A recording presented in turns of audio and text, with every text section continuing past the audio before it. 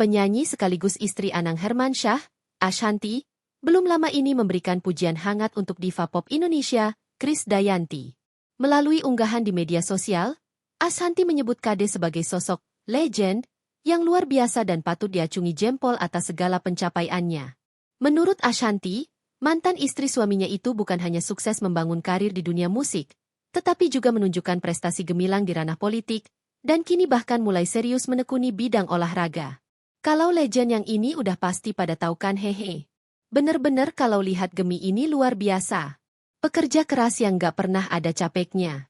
Sukses jadi penyanyi, lalu politikus dan sekarang udah mau jadi atlet ya Gem, tulis Ashanty. Ashanty mengaku kagum dengan etos kerja dan semangat pantang menyerah Krisdayanti.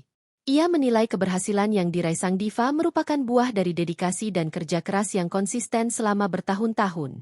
Tidak hanya menyampaikan kekaguman, Ashanty juga memberikan dukungan untuk kompetisi olahraga yang akan diikuti Krisdayanti. Pertemuan mereka berhasil mencuri perhatian warganet lantaran menunjukkan momen mansi dan keakraban tanpa rasa canggung, meski Ashanty mengetahui Kade merupakan masa lalu suaminya.